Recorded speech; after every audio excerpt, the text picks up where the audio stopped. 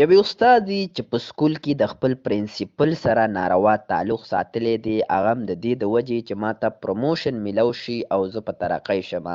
دغه ښځه چې په سکول کې 5 کالو نه ماشومانو ته سبق ښودو، هغوی له به یې تعلیم ورکوو، خو داسې یو ناروا او غلط عمل یې وکړو د خپل پروموشن دپاره، چې ډېر غلط کار یې کړی دی. نو دغه ټول معلومات او واقعې در سره دلته شریکوم. ویډیو تر اخره پورې وګورئ چې ټول معلومات نه خبر شئ. کتونکو، دغه ښځه چې په سکول کې د 5 کالو نه وه او استاده وه، خپلو ماشومانو ته به یې سبق ښودو، هغوی ته به یې رڼا ورکوله، خو د 5 کالو نه دې ته پروموشن نه میلاوېدلو او دا د کوشش کې وه چې زه مخکې لاړ شم، ما ته هم پروموشن میلاو شي، زما ترقي هم وشي، خو پرنسپل هغه نشو کولی.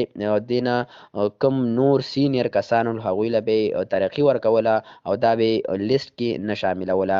یوه ورځ داسې کار شوی دی، پرنسپل په خپل دفتر کې ناست و او دې ځان ښه ښایسته جوړ کړی دی، ښایسته کپړې او ښه ځان یې سینګار کړی دی. د پرنسپل دفتر ته ورغلې ده او هغه د بلیک میل کولو کوشش یې کولو، نو هغه سره په کرسۍ ناسته ده او غاړه یې کړې ده او نور خو هم ورسره دغه نازیبا حرکات او ناروا کارونه کړي دي او د ځان نه یې ویډیو جوړه کړې ده او بیا یې دغه پرنسپل ته دغه ویډیو هم ښودلې ده. که تا ماله پروموشن رانه کړو، ماله یې ترقي رانه کړه، نو زه به دغه ویډیو سوشل میډیا ته وخېجومه او تا به بدنام کړمه.